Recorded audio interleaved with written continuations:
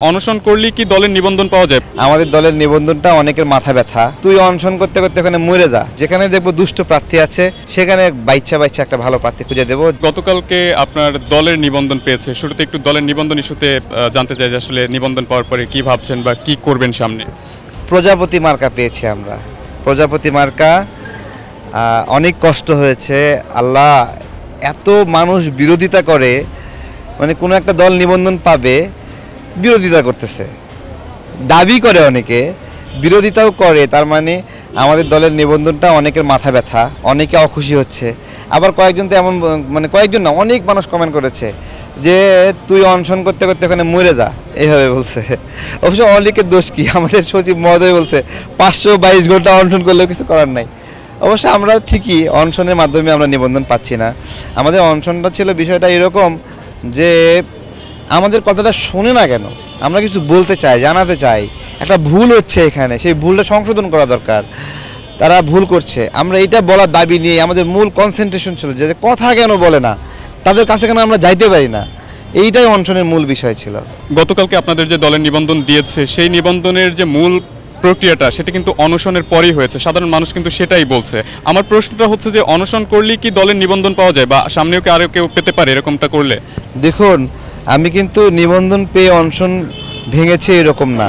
আমি অনশন 134 ঘন্টা আমি থাকতে পারছিলাম না, অনেক কষ্ট হচ্ছিল, এটা জীবনের উপরে যাচ্ছে এরকম। সালাউদ্দিন ভাই আসলেন, আমাকে অ্যাম্বুলেন্সে পুরে দিলেন, ঠিক আছে। এই দিন কিন্তু আমাকে মানে নিবন্ধন দেয়নি, নিবন্ধনের কোনো আশ্বাসও দেয়নি, আমাদেরকে বলছিল আপিল করেন।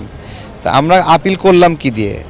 আমাদের 42টা উপজেলায় তারা তথ্য পেয়েছিল, কিন্তু মিস্টেকেলি সেগুলো নেগেটিভ দিয়েছিল। আমরা তখন কি করলাম যে 82টি উপজেলা তথ্য জমা দিলাম এবং সবগুলো ভিডিও রাখছে। এবার আর ফাঁকির কোনো সুযোগ নাই। ঢোকা পাজেরো গাড়ির থেকে, টয়টা থেকে নামতেছে, ওখান থেকে ভিডিও শুরু হয়েছে, আবার গাড়িতে তুলে যাওয়া পর্যন্ত বলছে ভিডিও মাঝখানে কেউ কাটবা না, ঠিক আছে। দলের নিবন্ধন তো পেলেন, নির্বাচন নিয়ে কি ভাবছেন? নির্বাচনে আমাদের রাজনৈতিক মহলে যে সকল গুণীজন আছে, খুব ভালো প্রার্থী আছে, সেই ভালো প্রার্থী আসনগুলোতে আমরা কোনো প্রার্থী দেব না, ঠিক আছে। যেখানে দেখব দুষ্ট প্রার্থী আছে, তা নির্বাচিত হওয়া উচিত না, সেখানে বাইচ্ছা বাইচ্ছা একটা ভালো প্রার্থী খুঁজে দেব, যেন একটা প্যাচ লাগে। কেন মানুষ তারেক রহমানের দলকে বা আপনাকেই ভোট দিবে? এটা মানুষকে জিজ্ঞাসা করেন না, আমাদেরকে ভোট দেবে না ওইভাবে।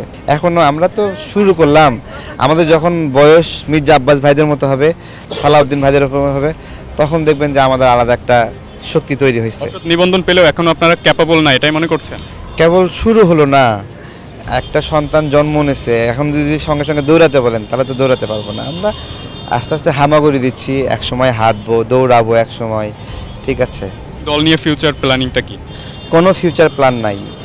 যখন যেটা সমস্যা মনে হবে, সমস্যা নিয়ে আমরা সমস্যা সৃষ্টি করব। আমাদের দেশটা কয়েকটা কারণে খুবই ভারাক্রান্ত। 1 নাম্বার, শিক্ষার কারণে ভারাক্রান্ত। আমাদের শিক্ষকরা আন্দোলন করছে বেতন বৃদ্ধির জন্য। তো শিক্ষকদেরকে বলবো, আপনারা, দেশের মানুষ তো বেতন দিতেই চায়, বেতন দেওয়ার আগে আপনারাও একটু ভালো পারফরমেন্স দেখান, লুডো খেলা বন্ধ করেন, তাই না? বন্ধ করতে হবে না? সবাই বলেন বন্ধ করতে হবে না? 65% শিক্ষার্থীরা বাংলা রিডিং পড়তে পারে না, আপনারা এইটা কমায়ে 30%-এ নিয়ে আসেন, আমরাও একটু খুশি হই। বেতন তো বাড়বে একদিন না একদিন, কিন্তু আমাদেরও একটু খুশি করেন। এইভাবে চিকিৎসা ক্ষেত্রেও দেশের মানুষের উদ্দেশ্যে বলার আছে যে আমরা চিকিৎসা কত কষ্ট পাচ্ছি, এই জায়গাটা মেরামত করতে হবে। এই জায়গাটা হচ্ছে না মানে মানুষ প্রচুর পেরেশানিতে আছে।